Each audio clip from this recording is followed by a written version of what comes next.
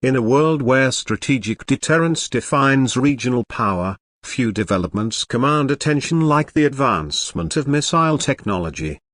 And today, we're diving deep into one of Iran's most closely watched missile platforms, the Emad Missile, its 2025 iteration, and what it means for the balance of power in the Middle East and beyond. Welcome back to Motor Authority.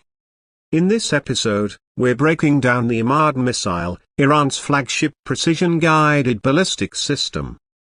If you're interested in cutting-edge military technology, regional defense strategies, and the evolution of missile warfare, this is a video you don't want to miss.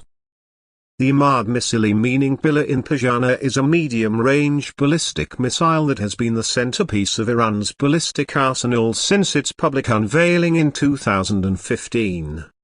But fast forward to 2025, and what was once a promising prototype has now evolved into a highly capable weapon, boasting improvements in range, precision, and strategic utility. Let's take a step back for a moment.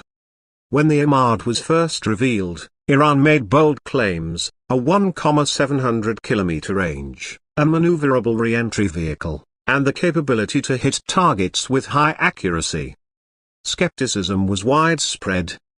Western defense analysts pointed out that while Iran had demonstrated impressive advancements in missile engineering, there were serious questions about guidance systems, satellite navigation capabilities, and re-entry dynamics.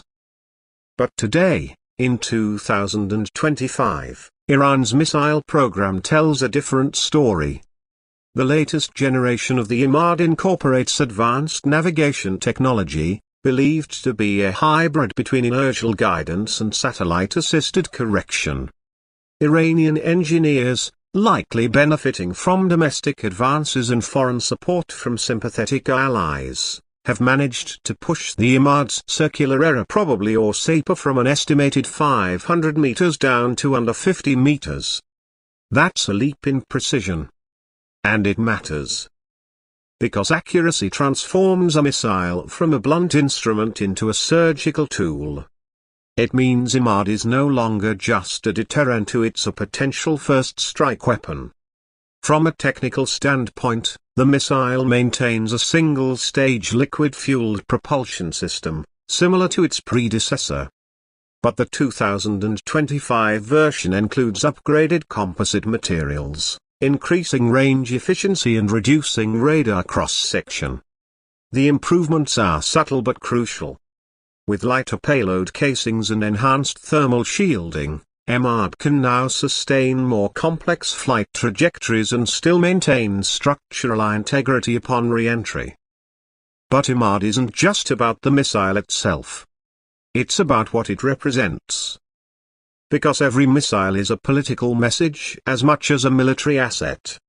Iran's ballistic missile program has long been at the heart of its regional posture. With sanctions limiting access to conventional arms, Tehran has leaned heavily on indigenous missile development to project power. And it's been effective.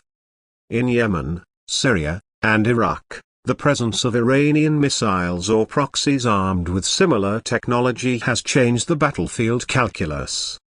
The 2025 Emad underscores this reality. It's mobile, deployable within hours, and transportable across Iran's rugged terrain. Unlike silo-based systems or air-delivered payloads, Emad can be launched from road mobile platforms, making it harder to detect and preempt. Satellite imagery has revealed increased production activity at key Iranian facilities, indicating that the Emad isn't just being tested, it's being manufactured in numbers. Let's talk deployment scenarios. With its 1,700 km range, Emad can reach virtually any target in the Middle East. From the eastern Mediterranean to southern India, from Riyadh to Tel Aviv to US bases in the Gulf, no strategic installation is out of reach. And with improved accuracy, Iran can target infrastructure nodes, command centers, air bases, and energy facilities with far greater confidence than a decade ago.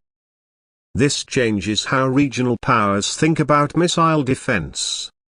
Israel's Arrow and David's Sling, Saudi Arabia's Patriot systems, and US Aegis-equipped destroyers are all part of a multi-layered response. But even the best missile defense networks struggle when faced with saturation attacks. And that's what Emad is built for, deploying in salvos, overwhelming defensive shields, and delivering psychological as well as material damage. Iran's doctrine doesn't emphasize nuclear warheads, or at least not officially. The country continues to assert that its missile program is purely conventional. But military planners around the world know that a missile capable of carrying a 750-kilogram warhead with precision is, by design, dual use. With the 2025 Emad, that latent capacity becomes more worrying. And while Iran remains under the restrictions of various UN resolutions and nuclear agreements, its ballistic capabilities continue to evolve. Tehran is playing a long game, proving its strategic depth through indigenous development rather than external procurement. Let's also talk about Emad in the context of evolving warfare. The missile is now believed to feature a limited post-boost vehicle, PBV, capability. That means the re-entry vehicle can make small adjustments to its flight path after separation, evading interception and fine-tuning terminal trajectory. This is no longer a weapon from a pariah state. It's a strategic asset from a rising regional power. And what about testing? Iran has conducted at least 2 confirmed flight tests of the new Emad variant in the last year. Footage released by Iranian state media showed the missile lifting off under night conditions, consistent with mobile platform launches. US Space Command tracked the missile over 1,500 kilometers, with indications that the re-entry vehicle struck within close proximity of its intended desert target. These tests serve multiple functions: validating performance, signaling capability to adversaries, and just as importantly, a domestic messaging. Because in Iran, missiles aren't just military tools, they're symbols of sovereignty, resilience, and resistance. Of course, there's no such thing as invincibility. Emad has limitations. Its liquid-fueled design means longer fueling times and logistical complexity compared to solid-fueled systems like the Fate 110 or the newer Khorramshahr. And while mobile, it still relies on infrastructure and protection during deployment, as something that adversary satellites and UAVs are increasingly capable of disrupting. But make no mistake, Emad is a weapon to be taken seriously. And as we look ahead, its evolution tells us something broader about the future of missile warfare. We're entering a new age, not just of range, but of precision, survivability, and strategic messaging. In that context, Emad isn't just a missile. It's a statement. Thanks for watching Motor Authority. If you found this deep dive into Iran's Emad missile insightful, make sure to hit that like button, subscribe for more military tech analysis, and drop your thoughts in the comments. How do you see Emad shaping the region in the next decade? Let's get the discussion going.